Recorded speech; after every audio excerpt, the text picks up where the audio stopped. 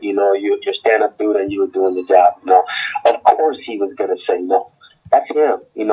He's a duck. But for some reason, he has his two fans, and I mean two of them. It's just two of them that keep pestering me. He has these two fans convinced that he's not the duck. He's a duck. He talks all this trash about everybody. He talks all this about that he's this, he's that. He's nothing. Who has he? Look at who he's fought in the UFC, and look at the guys that I fought in the UFC. His first fight in the UFC was against a guy that was 3-1 or something like that. 4 professional fights. He fought Mike. Who has he fought? He's fought nobody but Dum Young Kim and Damian Maia on the decline. And he thinks he's somebody. He's a nobody. This is a guy that, Ariel, I can't even go through my Twitter feed.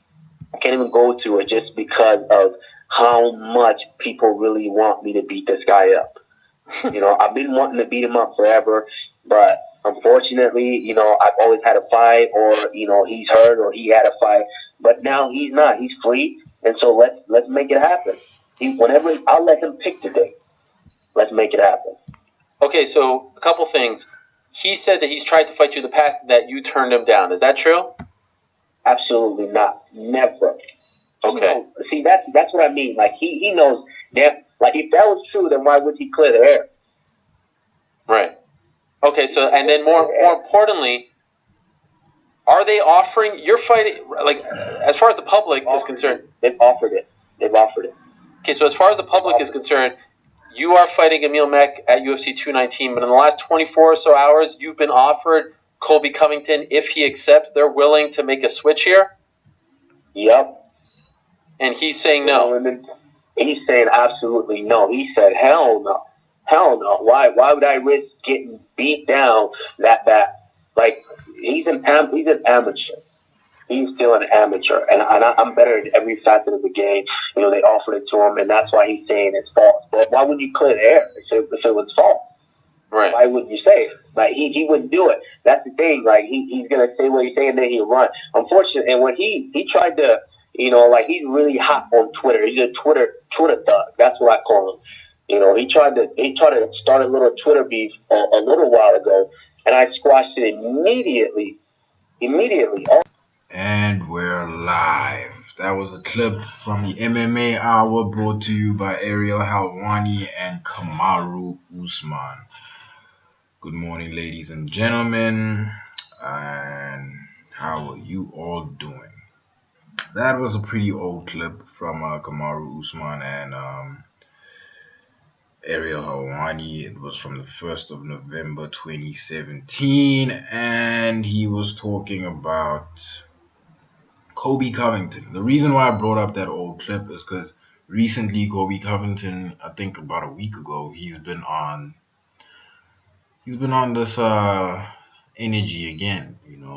He's trying Kamaru Osman, he's trying everybody, man. He was talking crap about Jon Jones. And I get what he's doing. I get trash talking makes money, right? That money isn't going to protect you, man. There are people whose energy far surpasses your paycheck. One of those people is Jon Jones. When he sees you, he's going to slap you. And I've seen Colby Covington's fights. He has potential, but he's not a once-in-a-lifetime athlete. He's not that amazing. I saw the fight against him and Damian Maia. Not very impressive. I was more impressed with Tyron Woodley versus Damian Maia, because Damian Maia couldn't get his jiu-jitsu thing going. But aside from that, Kamaru really has a problem with this guy, and I'm just waiting for UFC to make this fight. I'm assuming that the RDA, Rafael Dos Anjos versus Colby Covington, I'm assuming that fight's still happening. And after that fight, if Colby loses, which I think he will, I think the Usman fight's going to happen. And then we're really going to see Colby's talent. We're really going to see if he's really just some dude who talks trash for the hell of talking trash, or he can really back up what he says. Usually, guys who talk trash can't back up what they say. Ergo, Conor McGregor. Ergo, my favorite, Chael Sonnen. You know, when push came to shove, he got shoved to the floor. But I'm a huge fan of Chael Sonnen. Uh, Conor McGregor in the sense that, to me, honestly speaking, it seems like he's always been picking on small people, physically small guys. You know, like he fights at 155, right? So that's he fights at 145 and 155. So he's faced guys like Max Holloway, Jose Aldo. But when he was given Nick Diaz, Nick tore him apart.